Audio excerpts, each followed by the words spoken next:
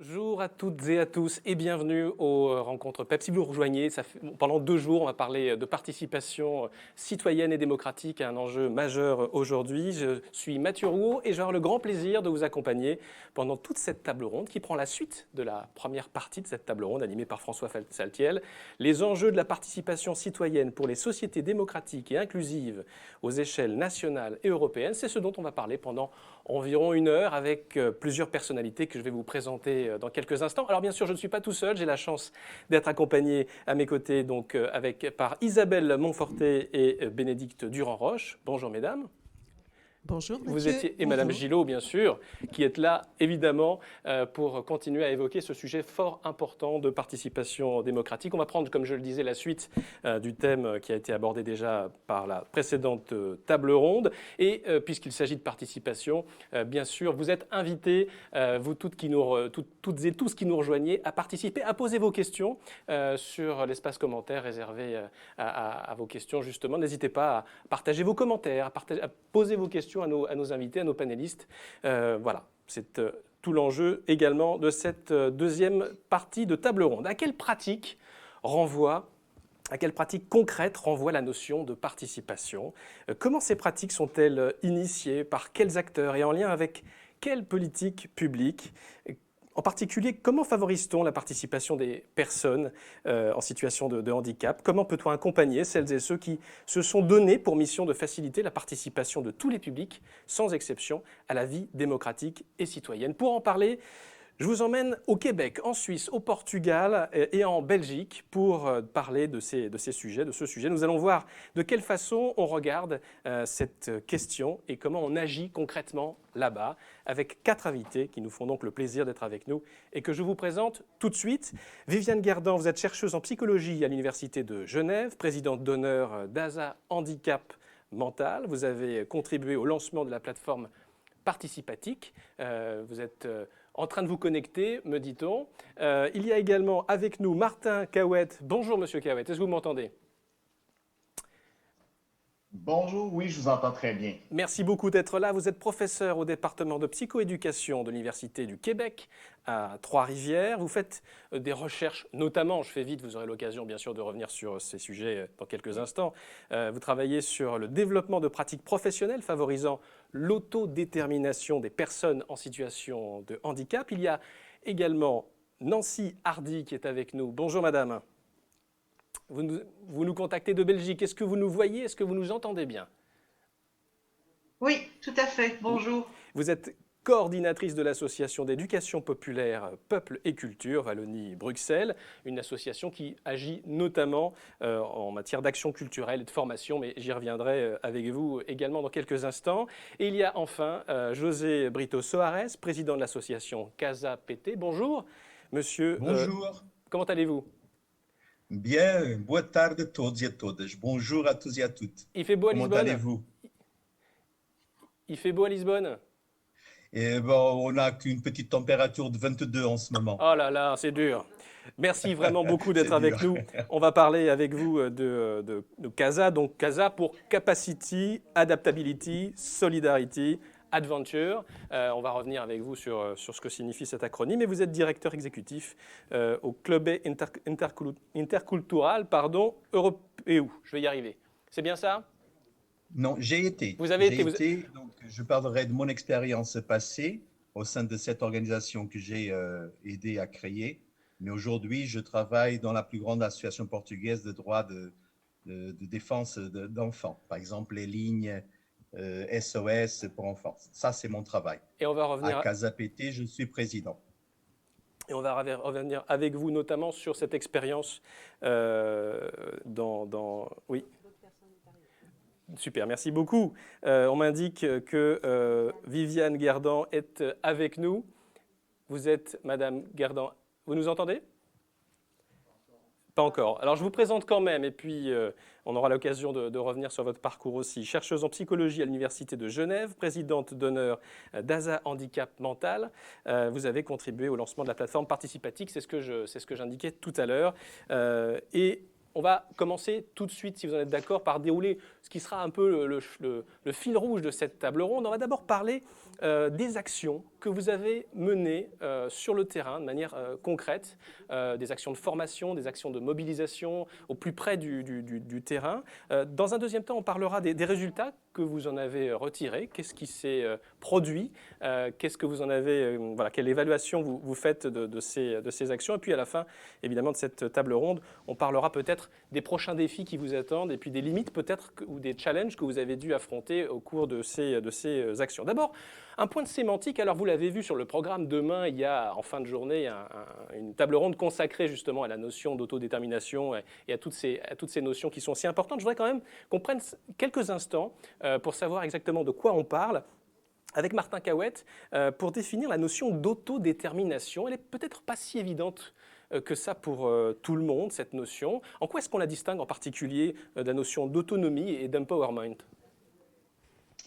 Oui, bien, en fait, si je peux commencer, quand on parle d'autodétermination, c'est probablement un des premiers éléments qui est essentiel, c'est d'en avoir une compréhension juste puis une compréhension qui est complète.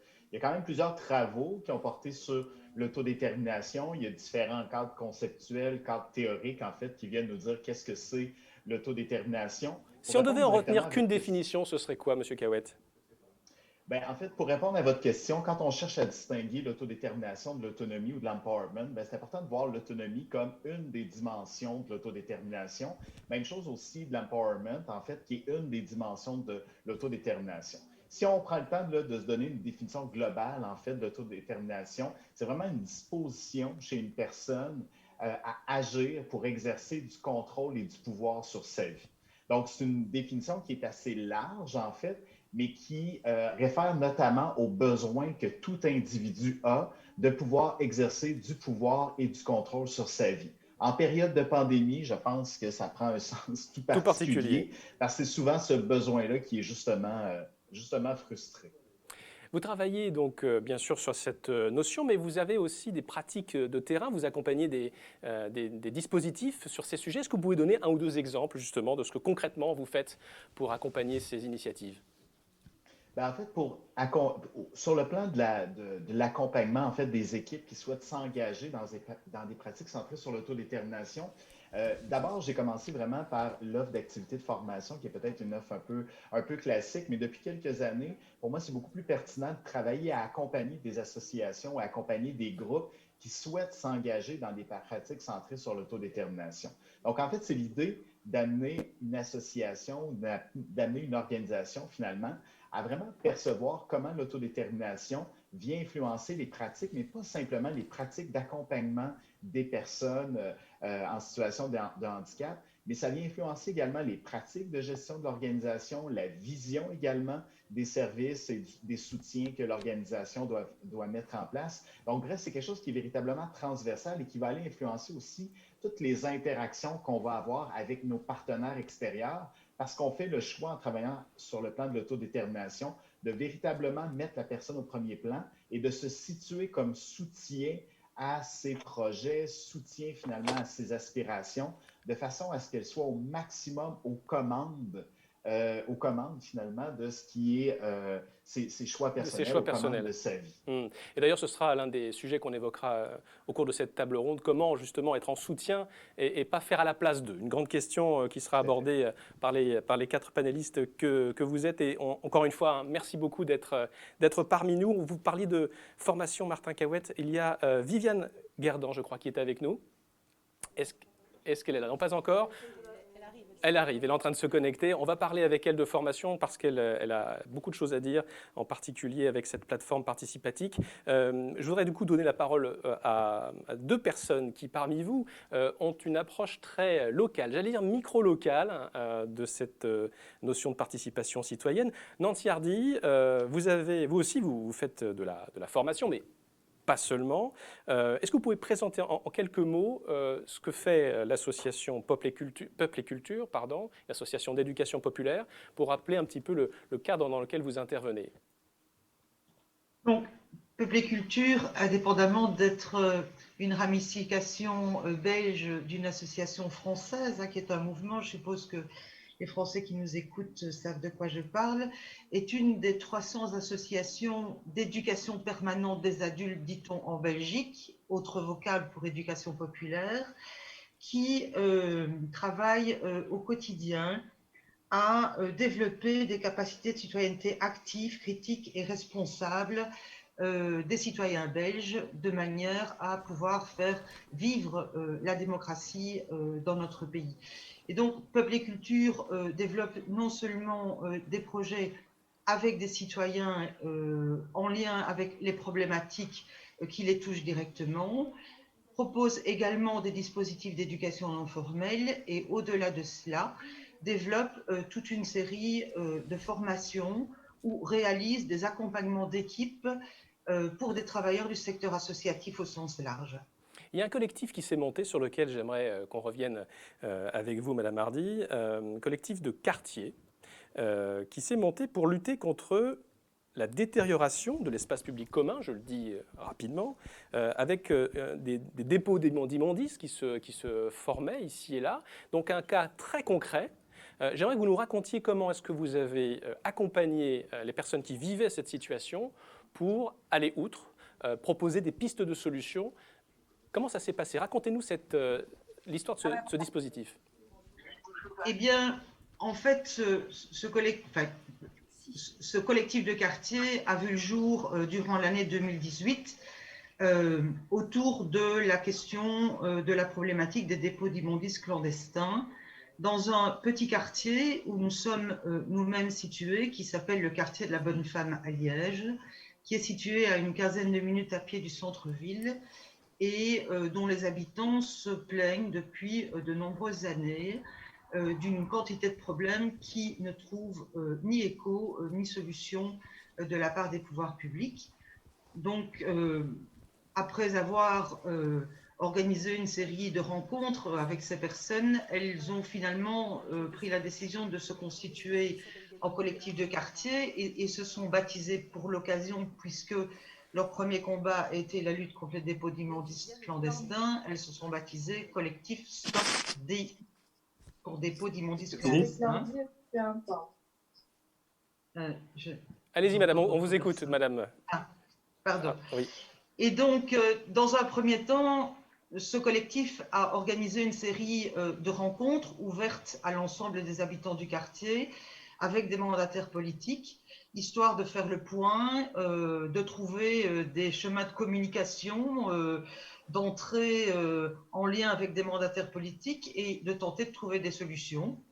On était plutôt bien entendu, bien compris. On a obtenu quelques résultats indéniablement, et notamment des passages plus réguliers des services de propreté de la ville dans le quartier, allez, on va dire un contrôle plus constant pour éviter que de nouveaux dépôts n'apparaissent, mais globalement, ça n'a pas fait grand-chose. Et ce collectif a vite pris la mesure et a surtout vite pris conscience que le combat, il allait être long et qu'il était nécessaire de s'armer de patience. Et on reviendra sur ces...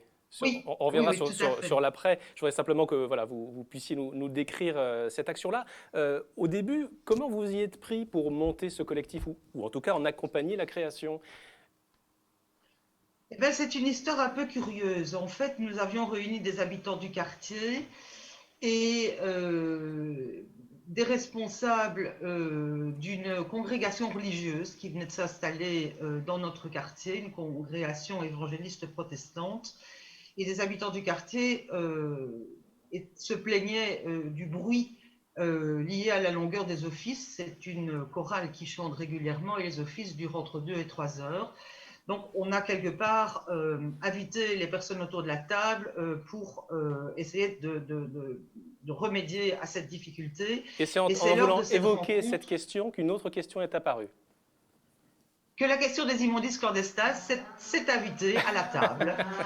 Et donc, c'est comme ça que c'est parti, en fait. C'est comme ça que ce collectif s'est constitué et qu'il a démarrer son travail qui continue encore aujourd'hui. Ça veut dire quoi? Ça veut dire que quand il s'agit de monter des dispositifs d'accompagnement à la participation citoyenne, il faut je dirais, faire feu de tout bois ou profiter des opportunités qui se présentent, être à l'écoute de tout ce qui peut se jouer à l'occasion de réunions, fût-elles même informelles? Je pense qu'inévitablement, dans des démarches d'éducation populaire, c'est bien en partant des vécus exprimés par des habitants qu'on arrive à travailler et qu'on arrive à avancer et qu'on arrive à accompagner ces personnes pour obtenir des changements de leur réalité sociale, de leur vécu quotidien. Et si je peux donner, je ne sais pas si c'est le moment, mais donner quelques exemples de ce qu'a produit, de ce qu'a créé ce collectif. On parlera peut-être de la dimension artistique du D'accord. collectif juste après. Je voudrais donner, merci beaucoup pour cette précision et ces éléments de contexte, Madame Hardy.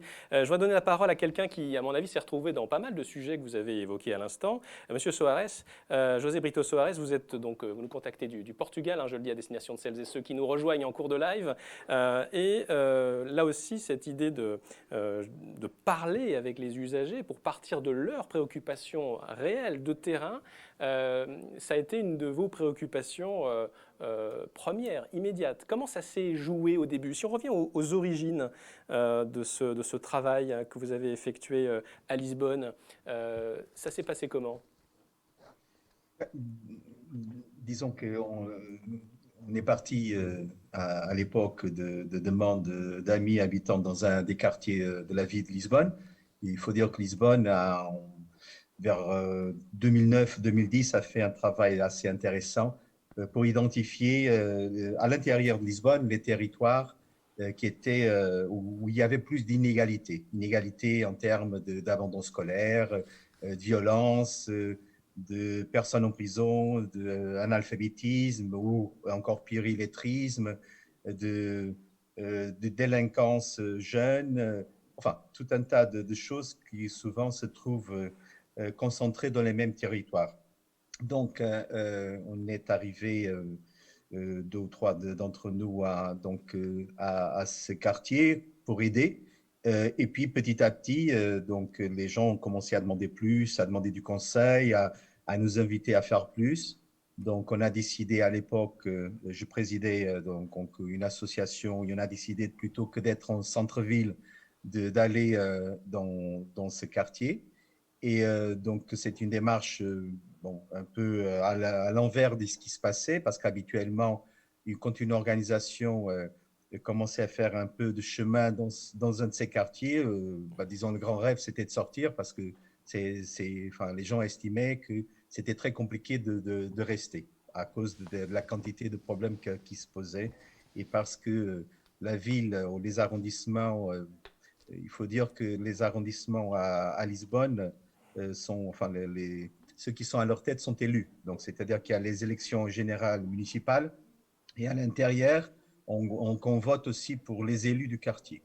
Donc, donc nous, on a trouvé qu'on était bien reçus, bien accueillis, que la sécurité, à l'époque, nous semblait être au moins de la même qualité qu'ailleurs. Et plus tard, quelques années plus tard, on a compris que c'était bien plus sûr d'être dans un de ces quartiers qu'être ailleurs. Voilà, donc tout a démarré par soutien scolaire, aide aux devoirs, ensuite alphabétisation de personnes adultes, surtout femmes. Il faut dire que le quartier où on est arrivé, il y a une forte proportion de familles gitanes portugaises, et aussi de personnes venant surtout des anciennes colonies portugaises. Pas en nombre énorme, mais disons que bon, quand même visible. Et puis beaucoup de enfin, ce qu'on appelle dans les statistiques les caucasiens, donc je vais dire les blancs, mais bon, qui sont exactement dans les mêmes problématiques que des autres familles. Donc on ne peut pas, en disant qu'ils ont qu'ils n'ont pas une origine étrangère comme ceux venant d'Afrique, mais qu'ils ont exactement les mêmes problèmes que les autres. Voilà, donc petit à petit, les choses sont faites comme ça au fil des années. Et donc c'est un travail démarré en 2013 et qui continue. Il faut dire aussi que ce programme dont je vous ai parlé, que Lisbonne a commencé en 2009, a donné des fruits. Peut-être tout à l'heure, je pourrais donner quelques chiffres en termes d'organisation. C'est un programme qui appelle beaucoup à la participation des gens. Et donc, Comment s'il vous n'y avez en a été, pas un certain nombre de principes comme ça à respecter, il n'y aura pas de financement. Il faut José? que j'explique mieux, Oui, parce que ben, ce n'est pas un financement comme vous connaissez. José Brito Soares, comment vous avez été reçu au départ parce que vous nous expliquiez que effectivement la population voyait d'un bon œil ces actions voilà, de formation, d'accompagnement. Mais en ce qui concerne les autorités locales, est-ce que tout de suite elles vous ont dit super, travaillons ensemble, ou est-ce qu'elles ont eu à leur niveau peut-être des réactions, sinon d'hostilité, du moins de questionnement, voire de défiance? Ben, le questionnement est clair, et même hostilité pas. Donc, je n'ai pas senti. Donc, j'ai l'habitude d'aller partout en regardant bien surtout mes pieds, où je mets les pieds, plutôt que de regarder très en l'air. Enfin, je rigole avec l'expression d'avoir le nez en l'air pour se sentir supérieur que les autres. Hein. Donc, ce n'est pas du tout ça. Donc, bon, je mangeais là, donc je ne prenais pas ma voiture pour sortir du quartier pour manger. Et si avec un sandwich à manger, je mangeais le sandwich, là comme les autres, ou à une soupe. Enfin, donc petit à petit, les gens, bon, je disais bonjour à tout le monde, même si je ne connaissais pas les gens. Et quelque chose que j'ai appris avec mon père, qui venait d'un petit village du Portugal, du Nord, et qui me disait, bah, écoute, toi, tu ne les connais pas, mais eux, ils te connaissent et ils Mmh, savent qui tu es. Donc, mmh. c'est très simple, c'est-à-dire qu'on passe devant quelqu'un, dit bonjour, ça va. Oui. Bon, en Donc ils fait, vous ont pas vu comme un la étranger deuxième ou finalement, troisième vous fois, on étiez dit très bonjour, vite. les gens disent un peu plus, ah, j'ai mon fils malade ou ma fille malade, et voilà. Donc c'est comme ça. La fois suivante, je dis, alors, votre fils va mieux ou votre fille va mieux? Et il a eu un accident, avez-vous besoin d'aide? Enfin, voilà, Ouais. c'est des petites choses comme ça, mais comme on fait entre Voilà. voisins, quoi. Une approche très humaine finalement, très simple. Il faut Et vous m'entendez toujours, Monsieur Suarez? très très bien, oui. Parfait. Très, très bien. Est-ce que, alors effectivement, on a compris que les usagers finalement assez vite vous ont intégré au paysage, si vous me passez l'expression, et que vous n'avez pas été appréhendé comme un étranger, mais que vous faisiez partie de leur vie très vite, et c'est ce qui a permis, j'imagine, de faciliter l'arrivée de solutions qui viennent des usagers. La confiance se gagne petit à petit. Donc, ce n'est pas quelque chose qu'on donne comme ça et puis que ça reste pour toujours. D'ailleurs, les gens sont plus propices parce qu'ils voient qu'on vient avec de bonnes intentions et donc ils sont plus ouverts à partager qu'autre chose. Déjà, les autorités, ce n'était pas si simple que ça parce qu'ils ne comprenaient pas très bien on était quoi? On était des activistes, on était de l'opposition, on était ceci ou cela. Enfin, je veux dire, il y avait trop d'idées, trop de a priori, enfin, ou préjugés, enfin, je ne sais pas. Pourquoi est-ce que quelqu'un qui est, je sais pas, qui a un cours supérieur à l'université ou je sais pas, beaucoup d'expérience, qu'est-ce qu'il fait dans le quartier? Qu'est-ce qu'il, où est-ce qu'il va? Qu'est-ce Qu'est-ce qu'il que vous veut? leur Voilà. avez Donc, dit à ces acteurs locaux, à ces acteurs politiques locaux pour les convaincre de la qualité de vos intentions? bah, les missions et puis des projets. C'est-à-dire que moi, je travaille beaucoup tourné vers l'action. C'est-à-dire, voilà, c'est ça qu'il faut changer. Et le ça peut être des problèmes d'ascenseur. Voilà, voilà. J'identifie avec l'équipe. On identifiait dans des sujets. Donc ça ne m'intéressait pas d'abord de parler politique ou parler de stratégie de la ville ou autre chose. Et ensuite, bon, peut-être, s'il y avait encore un peu de temps, m'occuper des petits problèmes. C'était l'inverse. Le petit problème pour nous, bah, moi, je marche bien, je monte bien les escaliers, quoi. Donc, bon, si l'ascenseur ne marche pas, bon, ok, je monte les escaliers.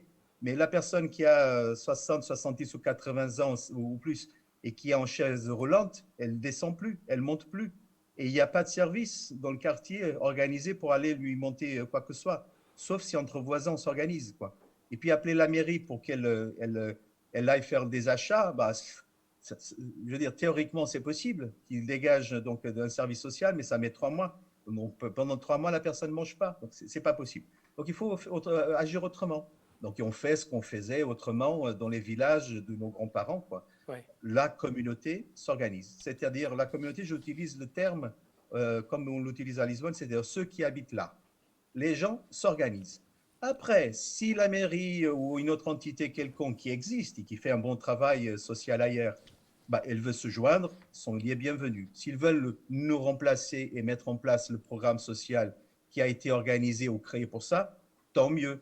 Donc les choses rentrent dans l'ordre. Mais la personne ne sera pas sans lit ou sans frigo ou sans table ou sans chaise ou sans rien à manger simplement parce qu'il ne peut pas descendre des escaliers. Voilà. Donc, ce sont des choses simples comme ça. Et c'est comme ça qu'on construit avec les membres de cette communauté. Merci beaucoup pour ce premier témoignage, José Brito Soares. Je voudrais donner la parole à quelqu'un à qui je n'ai pas pu, faute de relais techniques, donner la parole à Viviane Guerdan.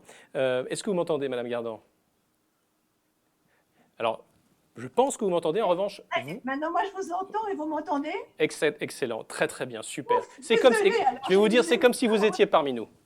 C'était les émotions du matin dont parlait le conférencier. C'était d'autant plus frustrant que j'ai suivi depuis ce matin les riches débats et que je me réjouissais de participer à ce dernier moment de la journée. Et voilà, donc du coup, c'est les aléas du direct, comme dirait si bien mon collègue Monsieur Saltiel. Je rappelle en un mot que vous êtes chercheuse en psychologie à l'Université de Genève, présidente d'honneur d'ASA Handicap Mental, et vous allez nous parler en particulier du dispositif de formation en ligne qui s'appelle Participatic. À quoi ça sert? Quand est-ce que ça a été créé? Un vaste sujet, je pourrais parler des heures, mais bon, je vais essayer d'être... Alors déjà, quand est-ce que ça a été créé? Je crois que c'est tout récent. 2016, c'est ça? En fait, je préside une association ASA Handicap Mental qui est concernée par les droits et des personnes qui ont un handicap mental, ou une déficience intellectuelle si vous voulez. Et en tant que représentante donc, de cette association, j'ai pu participer à un réseau européen constitué de partenaires belges, français, québécois et roumains, à un projet justement qui visait à aller à la rencontre de l'attente des besoins des personnes qui ont un handicap mental, qui disent, écoutez, comme ça a été dit d'ailleurs précédemment dans la journée, nothing for us without us, et puis nous voulons participer au débat, nous voulons être entendus des politiques, nous voulons avoir la parole pour apporter notre contribution à la société. Donc, Madame Dominique Gillot l'a très bien rappelé ce matin aussi dans sa conférence d'ouverture.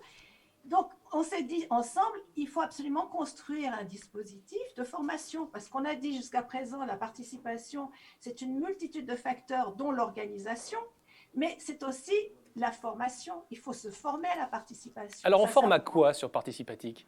Alors, on forme justement, pour prendre la parole, il faut connaître ses droits.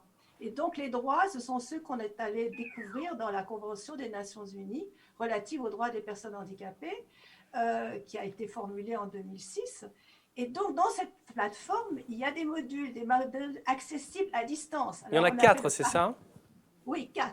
Le numérique, c'était tout un défi pour nous. On a dû se former à quel outil on allait utiliser. Mais bref, on a fait ce pari, un pari participatif, je dois le dire. On a travaillé tous ensemble progressivement avec les personnes concernées, donc avec des personnes avec un handicap, tout type de handicap confondu, pour identifier leurs besoins. Et on est arrivé à la constitution de 4 modules, dont un qui est se mettre d'accord sur ce qu'on entend par handicap ou déficience, si vous voulez, ou déficit, etc., trouble. Ensuite, se dire, ben voilà, quelle est l'importance des mouvements de défense des droits? Est-ce que ces mouvements-là peuvent aboutir à se faire entendre, peuvent amener des changements sociétaux? On s'est aussi dit, mais cette participation, il faut pouvoir la définir. Quels sont les niveaux de participation? Quelles sont les clés de succès de la participation, les conditions pour que ça fonctionne? Et puis en plus de ça, bon ça c'était le premier module, le deuxième de se dire aussi, mais comment est-ce qu'on donne la parole aux personnes? Comment est-ce qu'elles peuvent devenir des auto-représentants, comme Sophie Cluzel le disait tout à l'heure? C'est extrêmement important, les questions d'autodétermination, d'empowerment, d'être auto-représentant, mais aussi représentant d'un collectif. Mais ça c'est notre deuxième module. Le troisième, c'est sur la Convention des Nations Unies, qui est encore mal connue dans les détails, et surtout comment on peut l'utiliser pour développer un plaidoyer. Et puis le quatrième module, c'est quels sont les outils qu'on a pour analyser la qualité des services? Quels critères on peut utiliser pour voir si des services sont adaptés ou pas? Monsieur Soares parlait maintenant justement de son expérience au Portugal. Eh bien voilà, ce sont des éléments qui sont fondamentaux.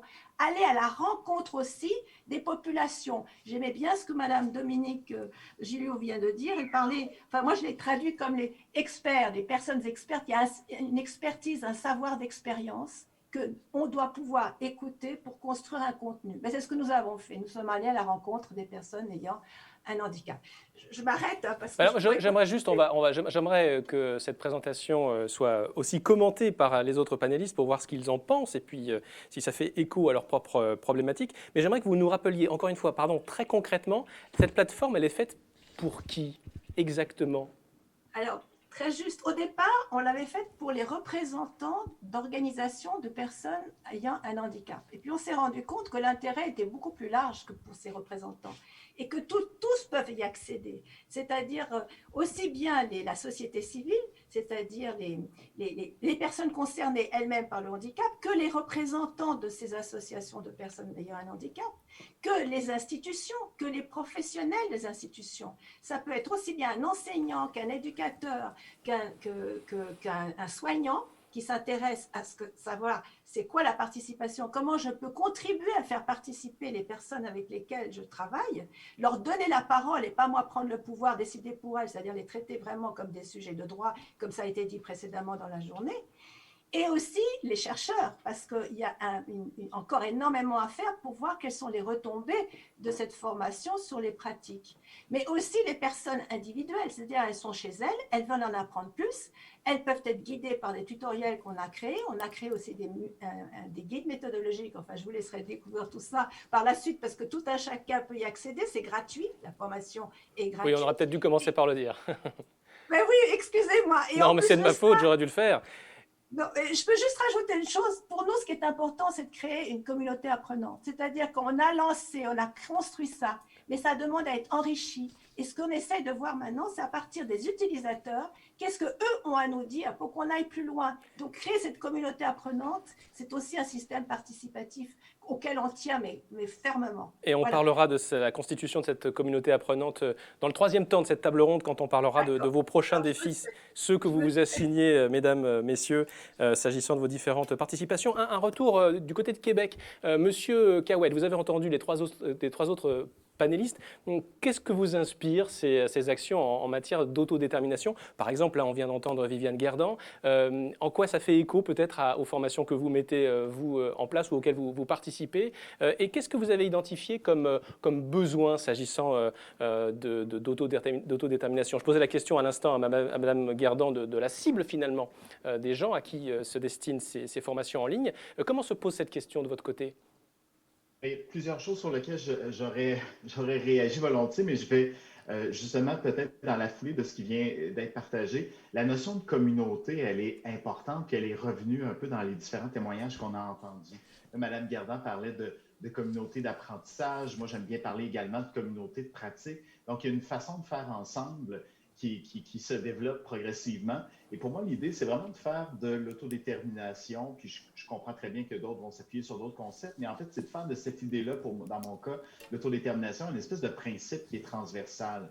Quand Mme Guerdant, entre autres, nous dit que les personnes avaient des choses à dire, puis bon, on l'a entendu de différents intervenants aussi, il y a un besoin qui s'exprime, mais ensuite, il y a une pratique qui se met en place d'accompagnement des personnes, des occasions qui se créent également pour permettre aux personnes de prendre la parole. Puis pour moi, c'est là, en fait, que l'autodétermination prend tout son sens dans la mesure où on est capable à la fois de développer des compétences, des capacités chez les personnes en situation de handicap, peu importe la nature du handicap, mais qu'on crée des environnements également qui sont favorables pour l'expression de cette autodétermination. L'un ne va pas sans l'autre. Donc, et puis dans les différents exemples que j'ai entendus, là, ça me marquait en fait comment il y avait toujours cette interaction-là entre une communauté et à la fois finalement des personnes qui développent également un certain nombre de compétences. Merci beaucoup pour ce retour. Je voudrais redonner la parole quelques instants à Nancy Hardy parce que je ne lui ai pas posé la question j'aurais voulu qu'elle développe d'autres actions qui sont menées dans le cadre de votre association d'éducation populaire. Un mot rapide parce que j'ai trouvé l'initiative géniale et je voulais vraiment qu'on l'évoque sur le film Barbarie.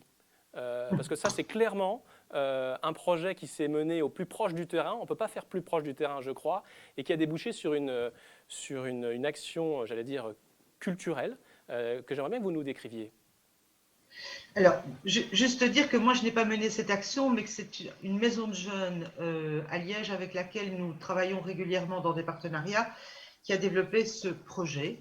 Ce projet, il est parti d'une part de la difficulté souvent généralisée pour des jeunes filles de trouver leur place dans des maisons de jeunes majoritairement fréquentées par des garçons, mais aussi sur le fait qu'elles trouvaient dans la maison de jeunes, mais aussi en dehors de celle-là, ne pas être respectée, qu'elle faisait l'objet régulièrement de critiques, de remarques sexistes, etc., etc.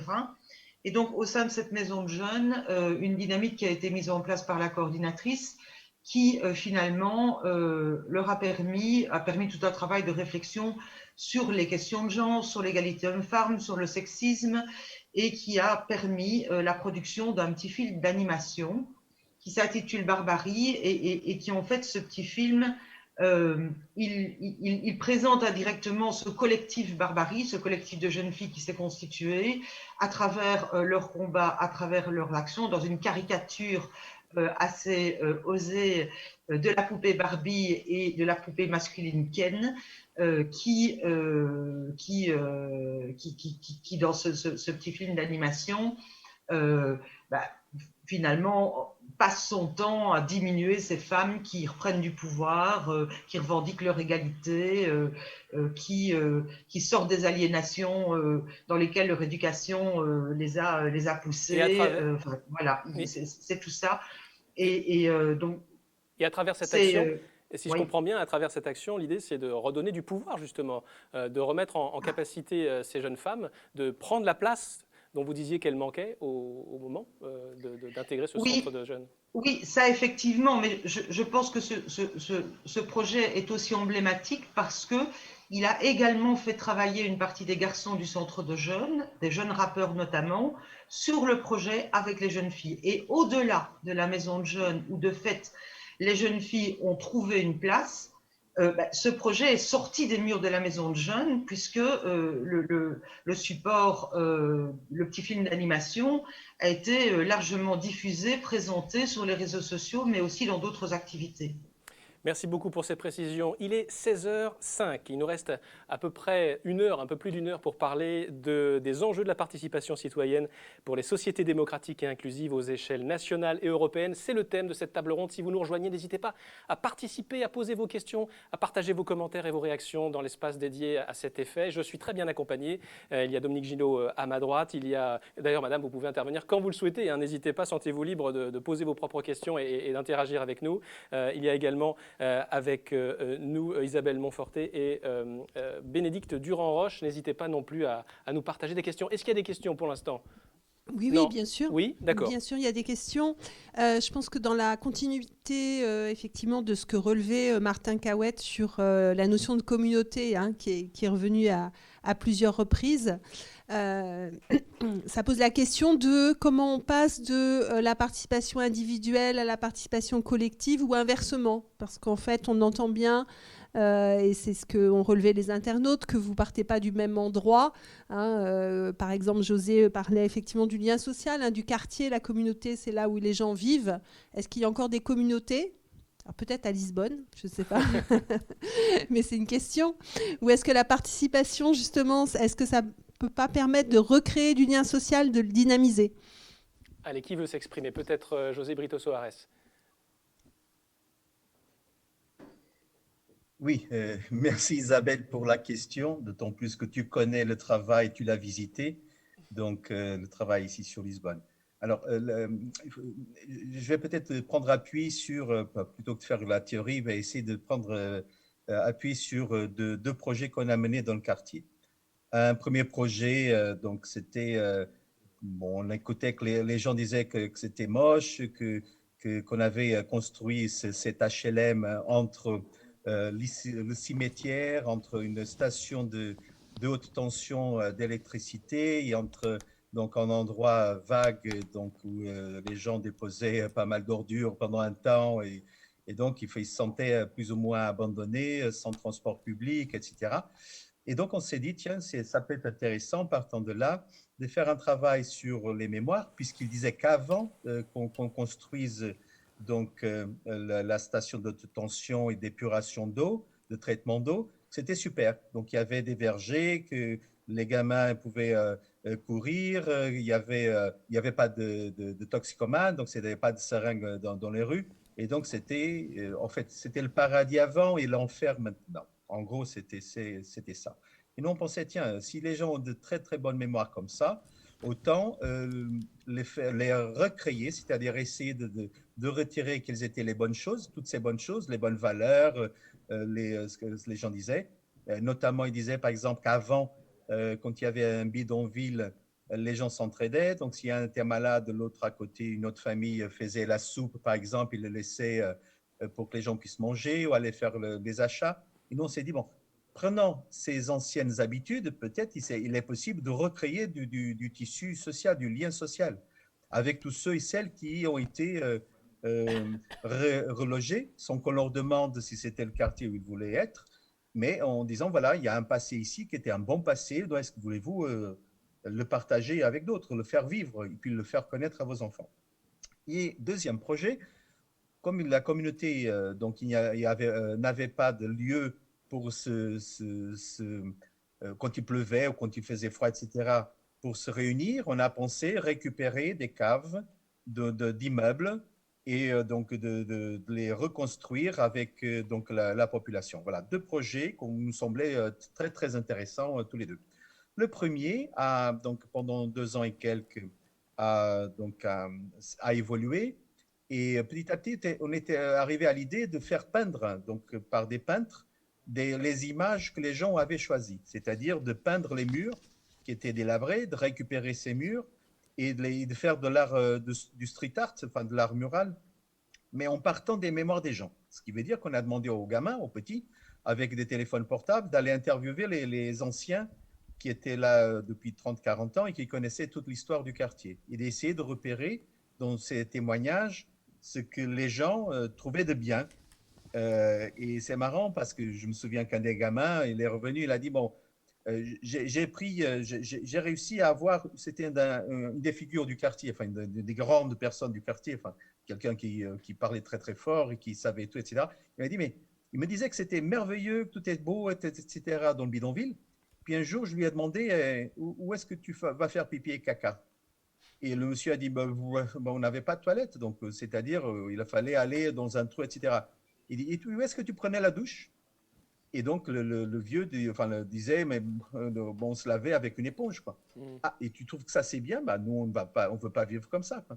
Bon, c'est-à-dire que les gamins, ils pouvaient, avec son présent, comprendre le passé de ceux qui n'avaient pas vécu, mais petit à petit, ils ont commencé à prendre ce passé pour eux. C'est-à-dire, ils se sont identifiés à un certain nombre de choses, notamment en termes de jeux, parce qu'aujourd'hui, de plus en plus, les gens qui sont enfermés dans des bâtiments ne jouent pas dans la rue, or que les anciens, ils jouaient dans la rue. Donc, c'est-à-dire, il y avait une liberté bien plus grande.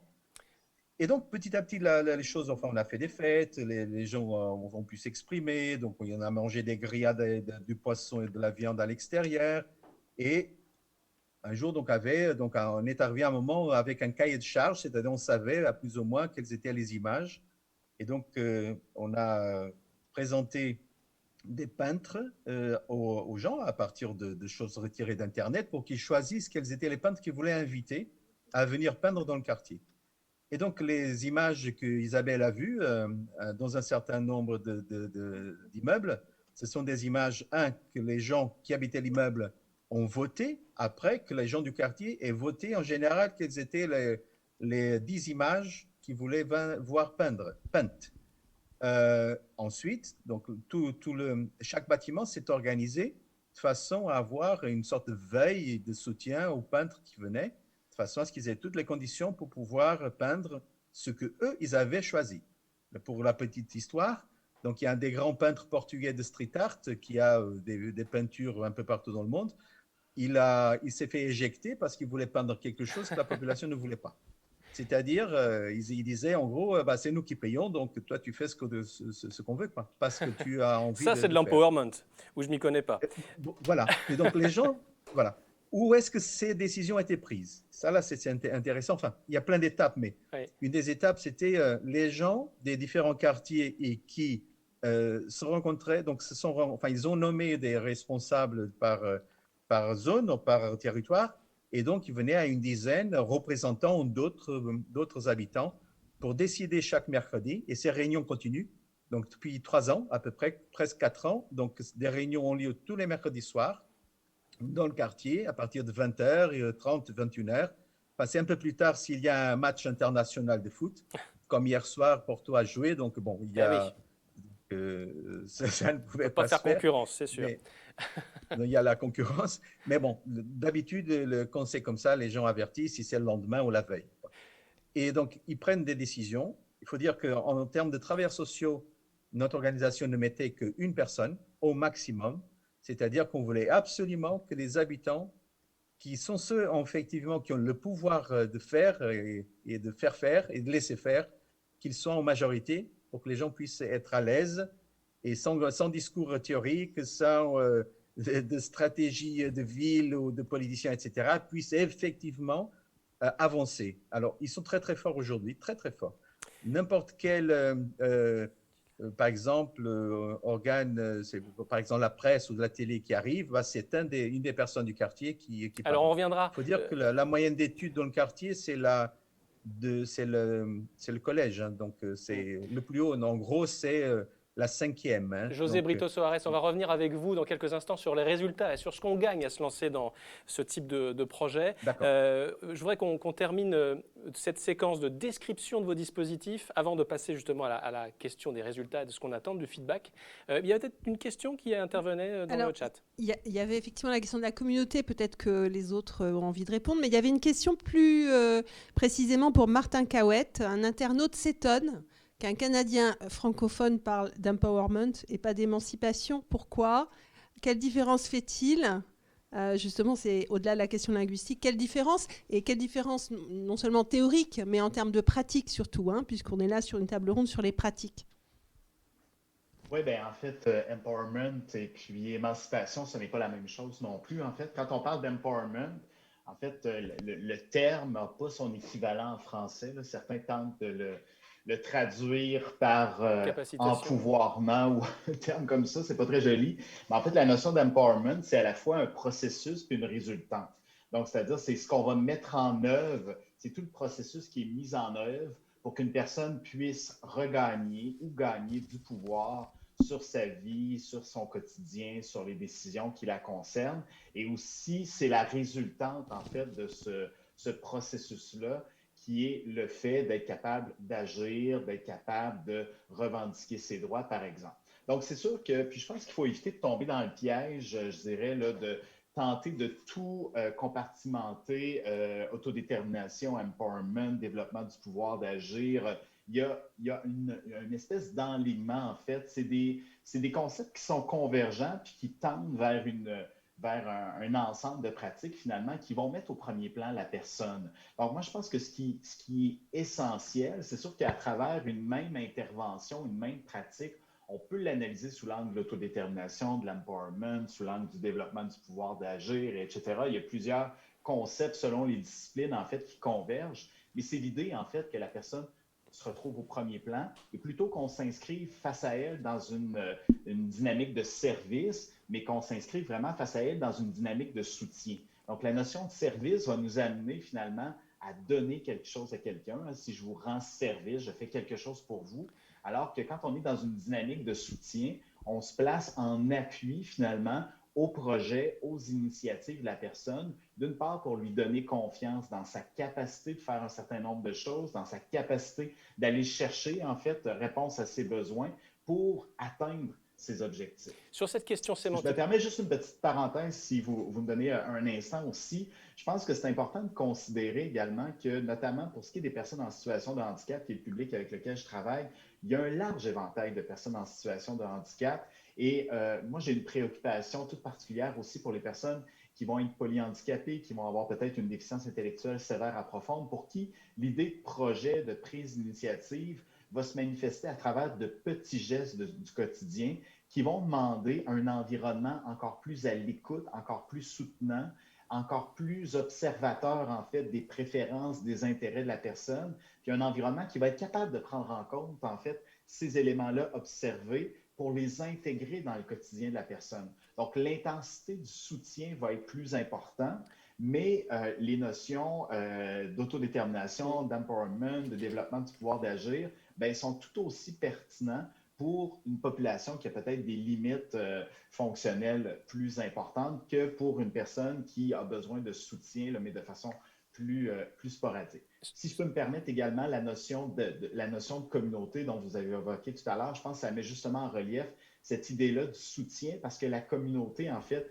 permet le soutien entre pairs et tout le phénomène de la paire aidance apparaît là. Il y a toute la notion d'accompagnement, en fait, qui va justement être à la fois de l'accompagnement de la personne, mais l'accompagnement de l'environnement de la personne pour le rendre plus inclusif et permettre, en fait, cette émancipation. Et on parlera... Donc, je m'arrête là-dessus. Non, mais c'est très intéressant et merci beaucoup de votre intervention. J'en profite pour dire qu'on parlera de paire et danse demain après-midi dans une des 2 tables rondes que j'aurai le plaisir d'animer. Je me tourne vers Dominique Gillot. Vous n'avez pas de micro, on va vous en donner un tout de suite. En voici un sur cette question de sémantique qui a des conséquences pratiques importantes. Oui, merci Martin Cahouette d'avoir été plus loin dans la précision. C'est vrai qu'empowerment, c'est un mot qui peut dire beaucoup de choses et qui quelquefois peut être une valise vide, quoi. C'est donc c'est important de pouvoir rentrer dedans toutes les notions. Et je pense que quand vous dites qu'il s'agit de mettre la personne au premier plan pour observer à la fois ses besoins, à la fois ses aptitudes, même si elles sont très petites, mais qui sont le point de départ du développement d'un projet, c'est ça l'attitude qu'on doit avoir pour être vraiment en appui, en soutien et construire un environnement accompagnant, un environnement aidant et un environnement émancipateur de la personne. Mais l'émancipation d'une personne, là, puisqu'on est en train de parler du handicap, mais ça peut être aussi un handicap social ou culturel ou intellectuel, hein, c'est pas simplement physiologique. Il y a des personnes qui sont freinées dans leur capacité de participer parce qu'elles ont un regard sur elles-mêmes qui est très minorant, qui est très négatif. Et la société, qui a quand même un esprit dominant, elle a tendance à catégoriser les personnes et à considérer que tel aura la possibilité de faire ça, tel aura la possibilité de faire ça, puis tel autre, on va subvenir à ses besoins essentiels, mais que le projet personnel, il n'est pas vraiment là. Et par contre, les parents d'enfants polyhandicapés, les aidants professionnels ou bénévoles des personnes polyhandicapées sont très, très explicites sur la richesse des interactions qu'il peut y avoir avec ces personnes pour qui la vie est un cadeau de tous les jours. Alors, j'ai bien conscience en disant ça que je peux choquer un certain nombre de personnes, mais je crois que les personnes qui sont très touchées comprennent ce que ça veut dire et que quand on a dans son environnement une personne de cette qualité, eh bien, ça doit permettre de développer des aptitudes, des capacités à être très accompagnant pour l'ensemble des personnes qu'on souhaite intégrer et qu'on souhaite inclure dans une démarche participative. Et je vous remercie d'avoir été très loin dans la déclinaison des termes qui finalement se regroupent pour justifier d'une attention particulière à des personnes qui ont des besoins particuliers, qui sont toutes dissemblables, qui sont toutes différentes et qui ont toutes des capacités à mettre au service de la société. Merci beaucoup Dominique Gillot pour cette intervention. Effectivement, je le rappelle, pour celles et ceux qui sont en train de nous regarder, qui s'intéressent à ces sujets, on aura une table ronde demain sur cette question. Elle est très importante, elle sera ici en studio. Participation, empowerment, pouvoir d'agir, capabilities, autodétermination, émancipation, de quoi parle-t-on? On est tellement dans le sujet que je ne peux pas ne pas évoquer cette table ronde qui se tiendra donc demain à 15h30. Et je reviens donc vers vous, chers panélistes. Merci encore une fois d'être avec nous à distance, mais bien avec nous quand même, pour parler cette fois-ci des résultats et de ce que vous avez en feedback finalement. Sur quoi débouchent ces actions concrètement? Quels ont été les points sur lesquels vous avez été vraiment très satisfait, d'autres sur lesquels vous êtes peut-être encore en attente d'autres éléments pour dire que c'est une réussite? Tout à l'heure, Marc Fesneau disait attention à la participation pour la participation. Il s'agit bien de ça. Qu'est-ce qu'on en retire, Nancy Hardy, de cette implication au plus proche du terrain? On parlait de ce collectif de quartier, mais il y a plein de choses que vous mettez en place. Est-ce que ça contribue, par exemple, ces actions, est-ce qu'elles contribuent à se réapproprier, ne serait-ce que ça, ces lieux communs qu'on occupe? Oui, moi je ne parlerai pas de lieux communs. Je pense que un des premiers objectifs du collectif, ça a été d'exister dans l'espace public. Quand on vit en démocratie, quand on veut changer les choses, il me semble indispensable d'occuper l'espace public. Si cet espace public n'est pas occupé, on se retrouve rapidement dans des projets qui finalement vont fonctionner sur eux-mêmes, alors qu'il est nécessaire pour transformer les réalités sociales auxquelles les habitants sont confrontés et dont ils se plaignent, il est important de montrer aux autres habitants ce qui se passe dans ce quartier. Et c'est de cette manière-là qu'en 2018, ce collectif, on a fait reproduire pour ce collectif sur des énormes bâches de 4 mètres sur 2 des photographies de dépôts d'immondices clandestins qu'ils avaient prises dans la rue. C'est nos plus belles ordures, c'est ça? Pardon? C'est nos plus belles ordures, c'est ça? Oui, c'est ça. Et donc cette exposition était baptisée Nos plus belles ordures.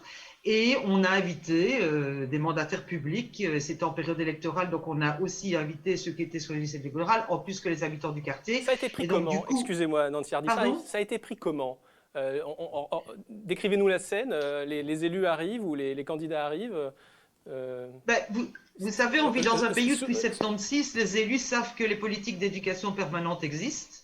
Et donc, ils savent aussi que ce genre de choses peut arriver. Jusque-là, on n'a pas appris aux gens à déceler les pavés dans les rues et les taper dans les vitrines. Ouais. On n'a fait qu'exercer ces droits citoyens et de faire en sorte que les personnes qui vivent dans le quartier les connaissent, les exercent, voire revendiquent qu'ils soient appliqués. Donc, c'est bien de cela dont il est question.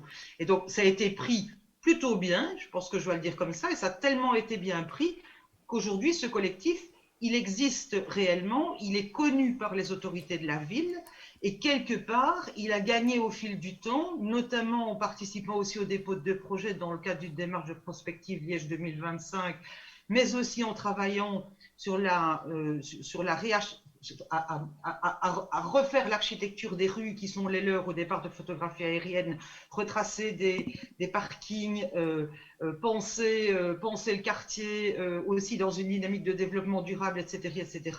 On va dire qu'il a gagné des lettres de noblesse, on va le dire comme ça, mais ça ne suffit pas toujours, de toute façon. Et donc, il y a encore quantité de choses qui ne bougent pas, et quand ces choses ne bougent pas, alors, on s'autorise quelques actions de désobéissance civile, pacifique, pour le dire comme il faut le dire. Et au nombre de celles-là, il y a des accrochages réguliers dans ce petit quartier de 6 rues. Eh bien, on bombe à la craie des énormes pochoirs qui informent les automobilistes de la dangerosité des quartiers. Et on le fait sur la rue. De façon générale, en préparant cette émission, Nancy Hardy, ce live, vous me disiez que toutes ces actions, peu ou prou, elles obligeaient la ville à regarder le quartier. Alors oui, effectivement, qu'est-ce qui se passe? C'est que le projecteur du coup est orienté vers un quartier que la ville ne regarde pas depuis des années et dont elle s'occupe peu. Par contre, les 3 quartiers aux alentours, tout autour, eux, ont fait l'objet de réhabilitation urbanistique, de transformation, enfermant de plus en plus ce minuscule petit quartier de 5-6 rues et le rendant de plus en plus invisible. Et la dernière chose, c'est parce que ça me faisait penser à ce que M. Soares expliquait tout à l'heure, nous sommes en passe de réaliser aussi avec les habitants, avec le collectif et les habitants du quartier, parce qu'il faut voir le projet aussi comme un va-et-vient entre un collectif d'habitants et les autres habitants du quartier. C'est essentiel, on ne peut pas créer un collectif qui décide pour l'ensemble des autres habitants du quartier. Et donc, nous sommes en passe de démarrer, dès que les conditions sanitaires vont le permettre, un projet qui va permettre de peindre 2 fresques de 45 mètres carrés chacune sous le pont d'un chemin de fer qui se trouve dans la rue principale du quartier et où il y a régulièrement encore aujourd'hui des dépôts d'encombrants. Et donc on va faire ça aussi avec un collectif d'artistes internationaux qui font du street art. Et on va mener tout ce travail avec les habitants qui vont aussi déterminer ensemble ce qu'ils veulent dire dans cette fresque, ce qu'ils veulent montrer, mais ils ne vont pas les peindre. Par contre, ce sont effectivement les artistes qui vont le faire. Et donc la ville a marqué son accord. Donc ça veut dire qu'à un moment donné, il y a quelque chose qui a été autorités, les autorités politiques. Il y a un point commun, je trouve, entre vous, Madame, et José Brito Soares, c'est la dimension artistique, finalement. Dans les 2 cas, il y a une concrétisation de l'action sous une forme artistique. Est-ce que l'art est un bon véhicule de la participation citoyenne? Une bonne incarnation de la participation citoyenne? Alors, oui, je pense que quand on veut bien utiliser la culture dans ses dimensions subversives, on arrive à produire des choses tout à fait exceptionnelles et tout à fait intéressantes. Et oui, et c'est une des particularités des associations d'éducation populaire en Belgique, c'est qu'elles inscrivent leurs actions dans la démocratie culturelle. Et donc, elles utilisent l'art dans sa dimension anthropologique pour générer des transformations chez les personnes, chez les collectifs, dans la société, dans des réalités sociales. Il me reste environ 1,5 million de questions à vous poser et seulement un quart d'heure, donc je vais essayer d'accélérer. Et bien sûr, je me tourne vers vous, mesdames, si vous voulez également poser des questions. C'est le moment. On vous remercie une fois de plus de votre participation, chers panélistes. Je voudrais qu'on parle un petit peu avec madame Viviane Guerdan, à qui je souhaite redonner la parole, si vous m'entendez bien. Voilà. Très bien. Quel feedback de participatique? Là aussi, je suis sur cette séquence, on parlait des résultats. Est-ce qu'en termes de participation à la plateforme, vous êtes plutôt satisfaite? Comment vous regardez ça? Alors, le dispositif est frais et récent. Je ne suis pas en train de vouloir vous demander une évaluation complète et circonstanciée, mais voilà, un regard sur l'utilisation de la plateforme. Déjà, un changement des représentations des professionnels, c'est-à-dire que partait de définitions qui étaient un peu obsolètes de ce que c'est que le handicap, les incapacités des personnes, elles n'ont pas les compétences voulues pour prendre la parole, pour s'impliquer dans des projets. Et ça, c'est flagrant. J'ai mené une recherche dans le cadre de l'association que je présidais. Ça donnait lieu à un article qui est apparu dans un livre sur la citoyenneté liée à la Convention des Nations Unies. C'est sur le site d'ailleurs quand vous m'avez mis ma photo et vous avez mis mon pédigré entre guillemets. Je rajoute que j'ai pendant 35 ans travaillé avec des enseignants spécialisés en cours d'emploi. J'ai travaillé en partenariat avec les parents et j'étais responsable du département de pédagogie spécialisée. Donc j'ai toujours eu à cœur de mettre en place des dispositifs de formation qui donnent la parole aux personnes concernées et qui en même temps les amènent progressivement dans un long processus à changer leur représentation. Donc cette plateforme est un élément parmi d'autres qui peut contribuer à ce changement de représentation. Mais un autre élément, c'est l'accompagnement en présentiel. Et ça, je le rejoins tout à fait, Monsieur Couette. Je pourrais aussi en parler longuement. Alors, ça change les représentations. Du coup, ça a favorisé dans le cadre d'institutions, par exemple, la création de groupes de parole, où les personnes sont appelées à donner leur avis, à être consultées par rapport à des décisions à prendre au sein de leur institution, ou en dehors même.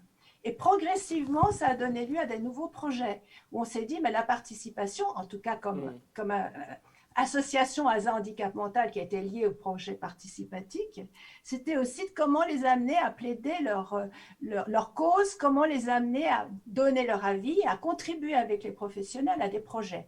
Alors, pour un exemple, on est en train de construire un manifeste de la mode inclusive. Qu'est-ce que c'est que la mode pour eux? Comment ils sont habillés? Comment les personnes... ce qu'elles ont à dire, comment est-ce qu'elles vivent la mode? Est-ce qu'elles sont heureuses des habits qu'on leur donne à acheter, qu'on leur permet d'acheter dans les magasins? Et on est parti de leur demande, mais parce qu'on s'est rendu compte qu'elles avaient un savoir d'expérience, et que la participation, c'était enrichissant pour nous, les professionnels. Et avec elles, on est en train de finaliser un manifeste de la mode qui sera lancé d'ailleurs au mois de mai lors de l'Assemblée générale de notre association. En présentiel, on l'espère, si le Covid le permet. Alors ça. Autre élément, juste encore, on parlait du droit de vote qui a été accordé aux personnes avec un handicap et un handicap mental en France. La Suisse est en retard, mais quand même, il y a un canton qui a accepté, qui l'a mis dans sa constitution, c'est Genève. Et on est en train de construire un dispositif de formation au droit politique avec les personnes concernées. Donc, si vous voulez... c'est un processus très long, c'est des petites graines. Participatique est un élément parmi d'autres, mais qui permet aux personnes de prendre conscience qu'on peut à plusieurs construire quelque chose et que ces personnes-là, elles ont un savoir à nous apporter et on peut construire ensemble. Elles sont entendues par les politiques aussi. Dernièrement, on a eu une consultation de l'État de Genève qui voudrait créer sa politique du handicap inclusive. Alors quoi? Eh bien, on était invité à plusieurs associations, dont celle que je préside, mais où on a invité aussi des personnes concernées par le handicap. Donc, on a travaillé avec elles en amont pour leur dire qu'est-ce qui se passe à Genève, qu'est-ce qui va être demandé, qu'est-ce que vous aimeriez dire, etc. On les a accompagnées dans ce processus, elles ont participé au débat. Donc, ça se fait progressivement, mais ce qui est réjouissant, c'est de voir que ça bouge. Je veux dire que. Oui. Mais On vous il faut sent être là. enthousiaste. Ça fait très plaisir à écouter. On vous sent enthousiaste. C'est très agréable de vous Ah écouter. oui, oui, j'arrêterai jamais, mais bon. Et à côté de moi, il y a je suis Dominique pas Gillot qui préparée. dit c'est super depuis tout à l'heure. Hein. Peut-être un petit commentaire rapide. Et puis après, peut-être des questions du public. Oui, j'applaudissais à votre projet de guide de la mode.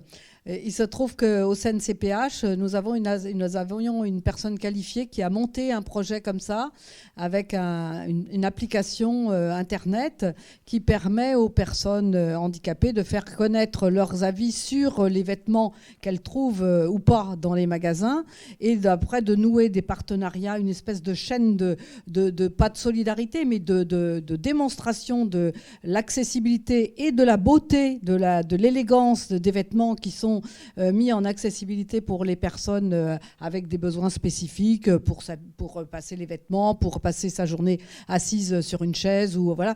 Et ça marche très très bien. Et du coup, les marques qui font ça, elles sont promues au sein des personnes handicapées et des amis des personnes handicapées. Et quand on va dans ces magasins, on dit, voilà, on vient vous voir parce que vous êtes... Et donc, ils sont très contents. Enfin, bon, là, ça fait un petit moment que j'ai pas pu aller dans ces magasins parce qu'ils sont fermés.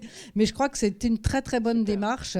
C'est un peu la preuve par l'exemple, quoi, plutôt que par la dénonciation. C'est excellent. Merci beaucoup de faire ça. Je vous mettrai en contact avec la personne. Oui, je vais le faire. Je viens de le noter sur mon petit cahier. Je vous donnerai les coordonnées. Et ben voilà. Et nous, on a un blog consacré à ce sujet-là sur le site de ASA Handicap Mental. Eh ben super, c'est ça aussi les rencontres PEP, c'est du lien en Il y a direct. plein d'autres choses à dire. Et oui, évidemment, j'ai une question très importante à poser juste après la question qu'on va vous adresser qui vient du chat. Une question très importante à vous poser, à vous quatre, au titre des résultats. Mais avant, une question du chat. Merci. Alors, deux questions. Une première qui est la suite du débat sur l'empowerment. Est-ce que empowerment, c'est la même chose que responsabilisation? Première question. Deuxième question qui est comment peut-on penser que chacun a des aptitudes et les identifier? Alors, vous avez tous un petit peu répondu sur on analyse les besoins, on regarde ce qui se passe, les petits pas, etc. Mais justement, puisqu'on a eu en début d'après-midi une table ronde plus sur les orientations politiques générales, sur des dispositifs, quelle place pour ce type de pratique qui est sur de l'observation et de la construction au quotidien? Alors, qui souhaite prendre la parole sur ces sujets? Vous pouvez lever la main, ce sera le plus simple. Martin Cahouette, allez, il a délégué le premier. Voilà, en fait, oui, c'est bon. Voilà, vous m'entendez bien. Oui. En fait, il y a plusieurs choses. Je vais rapidement parce que je suis sûr que les autres aussi ont envie de répondre. Je pense qu'il y a une notion qui est importante, qui est celle de la présomption de compétence. Et ça rejoint beaucoup ce que Mme Gardan disait tout à l'heure sur la transformation du regard qu'on pose sur la personne. Donc, c'est certain que si le regard qu'on pose, c'est un regard qui est conditionné par des limites, par des contraintes, par des incapacités, puis que la personne, finalement, dans qui elle est, son identité, ses préférences, ses souhaits, devient un peu invisible, c'est certain que ça devient à ce moment-là très difficile où on va construire un environnement de vie qui va se baser uniquement sur ses contraintes, ses limites, les difficultés. L'idée étant pas des nier, mais étant de les voir comme une dimension, effectivement, qui caractérise la personne, mais qui n'est pas une dimension identitaire. Ça ne parle pas de qui elle est, de ce qu'elle souhaite, de ce à quoi elle rêve, de ce qu'elle préfère. Donc, je pense qu'il y a toute cette idée-là de présomption de compétence où on doit se mettre en accompagnement à la recherche, finalement, de la compétence qui peut se manifester, peu importe le contexte dans lequel on se trouve. La personne a toujours cette compétence-là et le véritable travail d'accompagnement, c'est justement de la trouver, cette compétence-là, pour être capable de la mettre en valeur. Et pour moi, ça rejoint complètement la notion des représentations des professionnels de l'accompagnement qui doivent évoluer. Et peut-être rapidement sur la question de la responsabilisation, de l'empowerment, bien évidemment, encore une fois, c'est des concepts qui sont convergents, c'est-à-dire responsabiliser la personne, ça ne veut pas dire qu'on se déresponsabilise, mais c'est dire qu'on va chercher les forces vives de la personne pour les mettre à profit.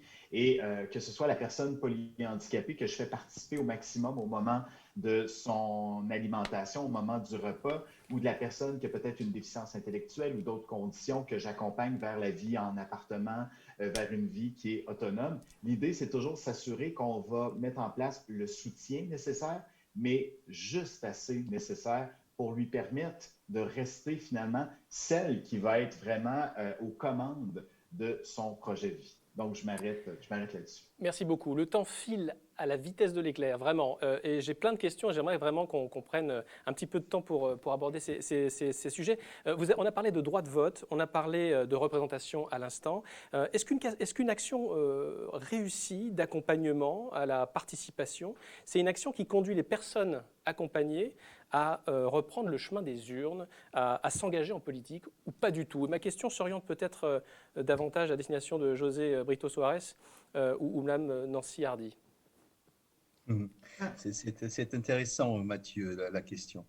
Parce que souvent, les politiciens d'une ville, surtout, enfin, ils sont très préoccupés de faire monter la participation populaire. Et donc, ils nous demandent de faire le lien et de faire en sorte que les gens aillent voter. Et je pense que la question est bonne et mauvaise. C'est-à-dire, c'est bonne parce que ça démontre une préoccupation, et c'est mauvais parce qu'on essaie d'obliger les gens d'aller voter, même parfois sans leur donner les moyens pour qu'ils comprennent très bien les enjeux. Et je vais vous donner des exemples parce que je déteste les théories. Sur Lisbonne, les marchés publics, donc il y a une obligation d'avoir une consultation publique. La consultation publique se fait dans un lieu, normalement municipal, et donc on invite la population, dans les réseaux sociaux par exemple, à y aller. Mais on ne prend pas les mêmes maquettes, on ne les met pas dans le quartier. C'est-à-dire que même si ça concerne le quartier, parce que ça centralise. Donc nous, ce que nous avons fait à partir de 2014, c'est dire, si vous voulez l'avis des gens, vous venez les discuter dans le quartier. Donc, on a commencé à faire dans la rue, et puis on a trouvé un local à l'intérieur du quartier, et les politiciens, ou ceux qui voudraient, qui étaient intéressés d'avoir des avis, ils venaient à l'intérieur pour expliquer, ils passaient 2, 3 heures, 4 heures, pas comme avant, c'est pas pendant un mois, dans un lieu que tout le monde ignore, où il n'y a aucun lien, non, ils venaient là pour montrer les plans, et ensuite, les gens disaient d'abord ce qu'ils voyaient, enfin ce qu'ils aimeraient avoir là, et puis les autres devaient s'expliquer après. Bon, et ça a donné quelque chose en termes de participation. Et là, c'est vrai, c'est de la vraie participation incroyable. Et on a toutes les données, des photos, donc les gens qui témoignaient, les gens qui ont été interviewés, etc. Donc, et pourquoi on a réussi à faire ça? Parce que la mairie de Lisbonne a mis en place, avec l'aide de toutes les organisations intéressées de la ville, ce programme qu'on appelle BIP, BIP pour quartier d'intervention prioritaire. Il faut dire qu'aujourd'hui, ça fait 10 ans que ce programme existe, il y a 390 projets qui sont nés. Et c'est intéressant de dire, parce que je connais un peu ce qui se passe dans d'autres pays, ce n'est pas des projets de professionnels dans le sens d'organisation professionnelle qui mettent en place pour les gens des quartiers. Non, ça ne marche pas comme ça. Il faut qu'une association du quartier elle soit promotrice. Donc, c'est elle, même s'ils n'ont pas de comptabilité organisée, c'est elle qui mène la danse. 2, elles doivent trouver à l'intérieur ou à l'extérieur du quartier au moins 1 ou 2 autres organisations. Alors, en moyenne, il y a eu 390 projets, mais il y a eu 1500 organisations qui ont été... ça veut dire que chaque projet, en gros, il y a 4, 5, 6, 7, 8 partenaires. Et ces partenaires, c'est des vrais partenaires, c'est-à-dire il y a 1 ou 2 qui ont l'argent, qui assurent les paiements, mais les autres, à chaque fois, et tous les mois, il y a une réunion, ils doivent donner l'avis, ils voient les comptes. Ensuite, des particularités, il faut qu'au moins 1 personne ou 2 du quartier soient embauchés. Donc, ce n'est pas les professionnels qui arrivent d'ailleurs, ils sont embauchés ou qui justifient leur poste de travail en venant travailler dans ces quartiers. Non, le projet est né. Et ensuite, on donne à faire à d'autres. On va chercher, par exemple, ailleurs, ce qu'on n'a pas. Je vous donne des exemples. Pourquoi est-ce que Casa PT est né? Parce que j'ai compris qu'il y avait grosso modo 2400 associations, institutions de différents types dans les quartiers. Et une bonne partie, ils n'avaient pas les moyens, par exemple, graphiques, vidéo, audiovisuel, en journalisme, par exemple, ou webmasters, en infographie. Bon, donc, ce qu'on demande aujourd'hui au niveau international à nos partenaires, notamment les CMEA, notamment Léo Lagrange, j'espère que bientôt les PEP, c'est avec les bourses Erasmus, va devenir à un moment aider une organisation de la ville de Lisbonne dans ces créneaux. C'est des créneaux où on manque de gens, de personnes, parce que dans les quartiers, il n'y en a pas assez. Parce que bon, si c'est des musiciens ou des chanteurs ou des animateurs, il y en a plein. Donc, ce n'est pas la peine, enfin, pour l'instant, s'il y en a des gens qui viennent, tant mieux. Enfin, mais ce n'est pas ce qui se recherche en premier lieu. C'est des gens qui vont, en termes d'infographie ou de web design, donc à rajouter quelque chose bon. Un autre élément, là, pour répondre à la question et finalement, je termine. Est-ce que les politiciens, après, enfin, où est-ce qu'ils en sont? Enfin, après, ils ont compris que finalement, la bonne démarche, n'était pas la leur, c'était de l'immédiat. Ça fait des années qu'on veut que les gens aillent voter. Enfin, ça fait, et l'absentéisme, il augmente. Augmente si les gens, effectivement, sont poussés d'abord avec le but, c'est-à-dire, il faut que tu viennes voter, alors on vient t'aider. Non, commençons à régler des problèmes, créons de la confiance. Chaque fois qu'on affirme quelque chose, il faut la faire, parce qu'on a tous le ras-le-bol dans les quartiers, des politiciens qui se présentent surtout pendant les campagnes électorales, qui promettent un monde de choses et qui ensuite, c'est passé, les gens sont allés voter, et puis voilà. Donc les gens ont ras-le-bol d'aller mettre le vote dans les urnes et puis ne pas, pendant 4, 5 ans ou plus, ne plus voir ceux et celles qui leur demandent des choses. Ils veulent voir, s'ils ont des problèmes, ils veulent que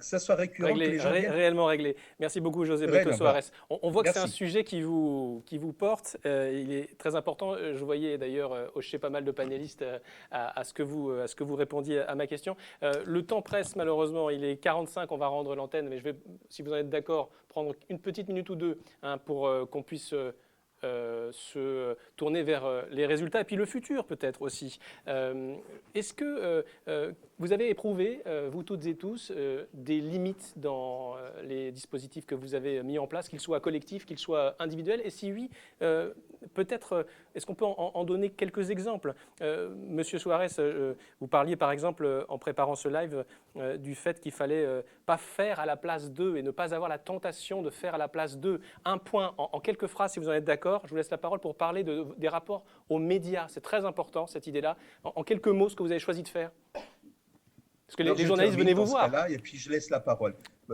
L'idée que vous venez de donner, Mathieu. Les médias ont été très intéressés à partir du moment où notre projet a été considéré le meilleur d'intervention sociale au Portugal. Et donc les travailleurs sociaux étaient invités à venir, etc. Bon, donc la presse a débarqué, les télévisions ont débarqué, nationales et internationales. Et nous, on a dit, ceux qui ont fait, surtout c'était les gens du quartier, donc nous, disons spécialistes experts, on n'apparaît pas. C'est-à-dire que notre travail, c'était de préparer les gens du quartier à parler. Voilà. Donc on a passé parfois des heures pour débloquer psychologiquement des gens qui connaissaient très très bien ce qui se faisait, mais qui avaient peur des médias. Donc leur faire comprendre comment ça marchait. On a visité des médias pour qu'ils voient les coulisses. Et donc à la suite de ça, ça s'est super bien passé. Ils ont passé en studio de télé, ils sont passés dans la radio, ils ont fait des interviews avec des gens. Et curieusement, par exemple, il y a des journalistes un jour qui sont pointés avec même pas de portable, etc. Ils avaient peur d'être volés. Ils ont dit, bon, vous revenez demain. Normalement, vous venez avec vos appareils parce que jamais ici on permettrait qu'un vol ait lieu. Donc le lendemain, les journalistes ont débarqué avec du vrai matériel, ce qu'ils ont d'habitude, et ils ont été très bien reçus comme n'importe qui d'entre nous chaque jour. Merci. Alors, José Brito Soares. Un vrai apprentissage, un vrai pouvoir de faire à partir du on décode, on leur montre que c'est pas des diables qui arrivent pour leur retirer, je sais pas quoi de. Je donne la parole. Merci beaucoup, José Brito Soares. Je donne la parole quelques instants à Alain Maginot parce que les PEP ont été cités. Oui, il y a eu un déplacement d'Isabelle qui nous parle très très souvent de cette expérience qui reste très marquante. Et moi, je voudrais vous dire qu'on est prêt à renouveler cette expérience, ces échanges, dans un cadre qu'on peut retrouver ou qu'on peut renouveler, soit avec les bourses Erasmus, soit des échanges interassociations, mais vraiment des démarches de cette nature à travers l'Europe nous paraît tout à fait intéressante, surtout quand on a des valeurs partagées et des principes d'engagement sur lesquels on se retrouve, hein, bien évidemment. Et puis, juste compléter, ça permet de découvrir d'autres pratiques, effectivement. Et du coup, là, on entend un appel à collaboration plus affirmé. Voilà, qu'on relève tout de suite. Eh bien, écoutez, ça fait partie également du charme de ces rencontres, de créer des synergies en temps réel, même si j'ai bien compris que vous vous connaissiez, bien sûr, d'avant. Est-ce qu'on peut pointer d'autres limites éventuelles, ou en tout cas dont il faut prendre conscience quand on s'engage sur ce type de dispositif en préparant ce live, Nancy Hardy, vous me disiez que le temps politique n'est pas le temps des citoyens. C'est une formule que je reprends de vous, parce que je vous demandais alors s'il n'y avait pas parfois une sorte de lassitude, une sorte d'épuisement des publics qui s'engagent parfois dans les dispositifs collectifs comme ça qu'on met en place et qui ne voient pas toujours accoucher ces dispositifs de choses un peu concrètes ou pérennes. Est-ce que le risque... Oui, c'est évident. Ouais, c'est évidemment toute la difficulté, c'est que l'impatience de citoyens qui se plaignent depuis 15 ans de problèmes récurrents qui ne voient pas d'amélioration, la réponse qui est fournie par la ville et qui ne va pas aussi vite qu'il le souhaiterait, c'est compliqué. Et donc, oui, donc il faut permettre à ces citoyens de prendre conscience que le temps politique n'est pas le même que le temps citoyen et que ce temps politique, il est notamment conditionné aux budgets qui sont votés dans les communes et qu'on ne peut pas modifier comme on veut. Et donc, il est préférable de travailler d'abord sur des choses qui n'ont pas d'implication budgétaire réelle pour la ville de Liège et d'engranger ces victoires-là et de travailler à faire inscrire, par exemple, ce quartier dans les plans d'aménagement prioritaires, ce qui est acquis aujourd'hui. Je tiens à le souligner, et c'est aussi un des résultats de l'action du collectif. Et puis l'autre chose, c'est que oui, il y a effectivement des périodes de creux où pas trop de choses ne se passent. Et là, je pense qu'on maintient l'implication des personnes aussi par l'action, mais pas faire pour faire, pas faire de l'activisme pour le plaisir de faire quelque chose, mais réfléchir des choses qui permettent de continuer à avancer, quitte à modifier les stratégies dans lesquelles on est. Et c'est ce qui s'est passé notamment avec les fresques et avec un autre projet qui vise à récolter des mares de café pour faire pousser des pleurotes bio locales, qui sont une autre façon de travailler l'image du quartier avec la population. Donc, c'est vraiment ça, c'est accompagner, c'est être avec le groupe, c'est être dans le groupe, c'est mettre avec eux les mains dans le cambouis, c'est les porter, c'est mettre à disposition des compétences graphiques, c'est tout ça. Et c'est aussi, comme disait M. Suarez, les préparer à s'exprimer devant les médias, les préparer à échanger avec des mandataires politiques, les préparer à intervenir, à interpeller le conseil communal. Ce sont toutes ces choses-là qui vivent et qui finalement fructifient au sein de ces projets. Et moi, j'ai aussi tendance à dire que dans un projet, tout le monde est porteur d'intelligence et d'ignorance, mais pas les mêmes, et que c'est bien en mettant en commun ces intelligences et ces ignorances qu'on bâtit de l'intelligence collective. Et ben voilà. Ça, c'est essentiel. Vous êtes complètement en ligne. Vous êtes complètement en ligne avec ce qui se dit ici sur le plateau, puisque Madame Gillot vient de dire intelligence collective au moment où vous le prononciez. Croyez-le ou non, c'est vrai. Je voudrais qu'on termine cette table ronde extrêmement riche. Vraiment, c'est tout à fait passionnant de vous écouter, mesdames et messieurs, même à distance. C'est ce que disent les internautes. C'est ce que disent les internautes. Je voudrais qu'on termine avec un petit tour de table extrêmement rapide sur la forme d'un conseil. Voilà. Imaginez qu'à la place de l'animateur que je suis, il y a une personne qui, comme vous, serait tentée à l'idée de s'engager dans un dispositif d'une nature collective ou individuelle. Qu'est-ce que vous lui conseillez? Qu'est-ce que vous lui dites pour l'aider à se lancer dans le portage de ce projet? C'est une bonne conclusion parce que c'est exactement la question qui remonte. C'est riche d'enseignements, donc dites-nous comment faire. Et ben voilà, on est en ligne. Allez, un mot de la fin, du coup, en répondant à cette question, si vous en êtes d'accord. Viviane Guerdan. Oser la rencontre avec l'autre. Chacun a des richesses à découvrir et peut participer à l'amélioration de la société. C'est très bien dit. Ça va être dur de prendre la suite. Non, oui. Martin Cahouette. Moi, je dirais, effectivement, Nan... je compléterai en disant écoutez et interagissez, c'est essentiel. Martin Cahouette. Moi, je dirais d'éviter l'utopie Assurez-vous, en fait, de faire valoir les gains pour tous, pour la personne qui s'engage, pour ses proches, pour les gens qui l'accompagnent au quotidien, puis plus largement, en fait, pour l'ensemble de la société. Merci beaucoup. Et le mot de la fin, donc, à Moi, je José vais Bri. partager ce que je dis souvent à des étudiants et à l'université qui ont très, très peur d'aller sur les quartiers populaires de Lisbonne parce que la réputation est très mauvaise. Et je leur dis, bon, nous avons déjà quelque chose en commun, nous sommes tous des terriens. Je suis sûr que si vous allez dans les quartiers, vous ne verrez pas des Martiens ou d'autres. Au moins, jusqu'à maintenant, ça n'a pas été possible. Donc, deuxièmement, allez-y comme si vous allez chez votre mère, votre père, votre copain, etc. Normalement, vous êtes normaux, vous discutez avec les gens, vous posez la question, vous demandez l'heure comme ailleurs. Donc, il faut faire confiance aux autres parce que les autres vont vous faire confiance après. Donc, ils verront que vous venez avec les mains sur le cœur, bon, sans a priori négatif. Donc, ils vont très bien vous... Et cette histoire de peur, bah, c'est une peur qui nous poursuit depuis toujours parce que quand on nous dit ceci ou cela, on crée des obstacles, on crée, etc. Voilà. Donc, soyez naturel, bah, vous allez Soyez voir que vous-même. ça va très, très bien se passer. Merci beaucoup Viviane Guerdan, Martin Cahouette, Nancy Hardy, José Brito Soares de votre participation. Ça a été un régal de vous écouter. Merci beaucoup. Merci à vous, mesdames, de vos interventions. Merci à toutes celles et ceux qui ont posé et partagé des questions sur le chat. On va prendre congé de nos panélistes. Je vais prendre juste une petite minute pour annoncer le programme de demain, car les journées continuent. On va parler de plein de sujets passionnants. Et je voudrais aussi vous dire que cette table ronde qu'on vient de vivre sera diffusée en replay.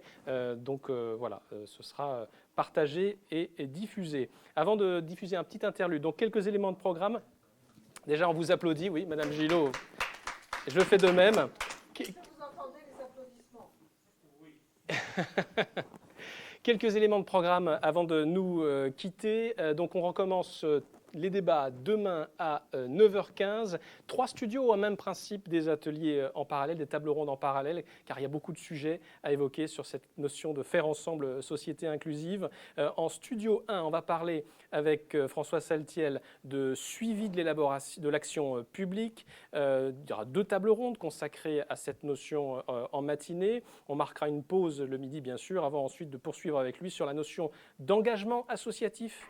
Et on parlera également de sémantique avec la table ronde de fin de l'après-midi sur la notion de participation, d'empowerment, de pouvoir d'agir, etc. Tout sujet qu'on a évoqué tout à l'heure. En studio 2, on parlera de participation à la vie culturelle, de sport pour toutes et tous, de participation au sein des entreprises. Et on finira avec la participation des habitants au développement, favoriser la participation des habitants au développement de leur territoire de vie. Et enfin, en studio 3, on commencera également à 9h15 pour parler de co-construction des projets de vie avec les personnes, de fonctionnement des établissements et des structures d'accueil, de pair et danse avec moi-même. J'aurai la chance d'animer cette table ronde à 14h et on finira en studio 3 à 15h30 en parlant d'accessibilité à l'information. Voilà, ainsi s'achève donc cette première journée. Peut-être un petit mot de remerciement, si vous êtes d'accord, Dominique Gillot, pour conclure cette journée. C'était très riche. On ne va pas faire un débrief maintenant, parce que ça serait compliqué, à chaud comme ça.